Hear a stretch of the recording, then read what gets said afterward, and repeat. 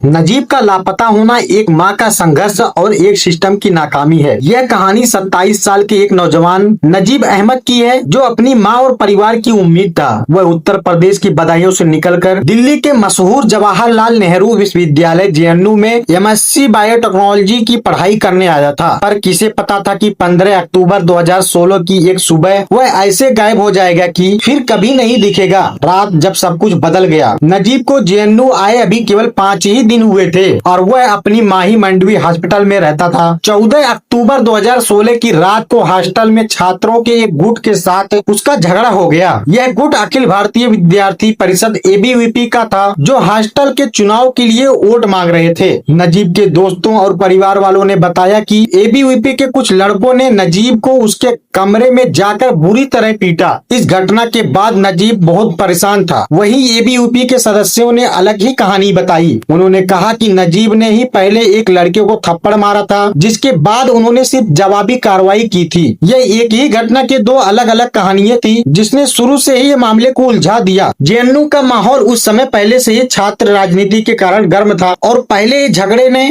झगड़े ने आग में घी डालने का काम किया। नजीब का गायब होना और पुलिस की जांच। अगली सुबह 15 अक्टूबर को नजीब अपने हॉस्टल के कमरे से गायब था। वह अपना मोबाइल फोन, लैपटॉप और बाकी सभी सामान वहीं छोड़ गया था। उसकी मां फातिमा नफीस ने तुरंत दिल्ली पुलिस में शिकायत दर्ज कराई। पुलिस ने जांच तो शुरू की, लेकिन उनकी दिशा पर बहुत सवाल उठे। पुलिस ने एक रिक्शा चालक को ढूंढा, जिसने दावा किया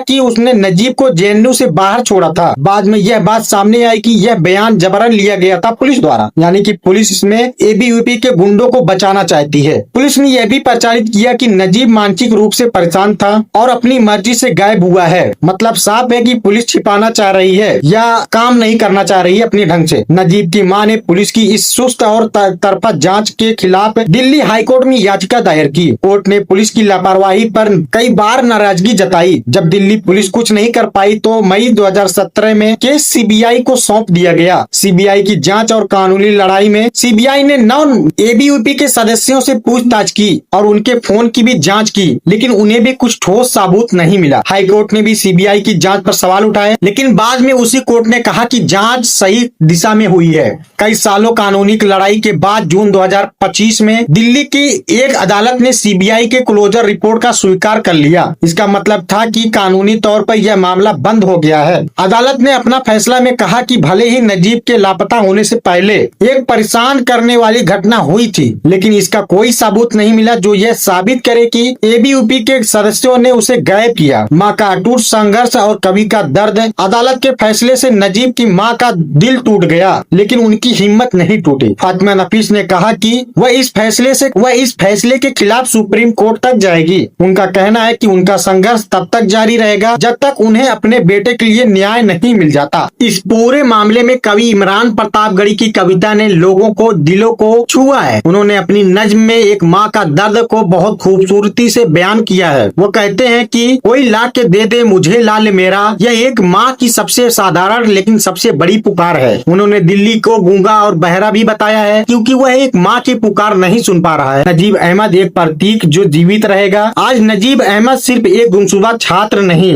वह भारतीय लोकतंत्र और संस्थाओं की कमियों का एक प्रतीक बन गया है। उनका मामला दिखाता है कि कैसे राजनीतिक ताकत न्याय की राय में बात बन सकती है। कानूनी तौर पर भले ही यह केस बंद हो गया हो, लेकिन नजीब की मां और उनके छात्रों का संघर्ष अभी भी जारी है, जो न्याय की मांग कर रहे हैं। यह संघर्ष हमें याद दिलाता रहेगा कि जब तक नजीब का पता नहीं चल जाता, तब तक इस कहानी का अंत नहीं हो सकता। यह कहानी भारत के लोगों को दिलों में हमेशा जीवित रहेगी। क्या नजीब मिल पाएगा या नहीं? बाकी आप सभी की क्या राय है, हमें कमेंट बॉक्स में जरूर बताना। मिलते हैं अगले वीडियो में, तब तक के लिए जय हिंद।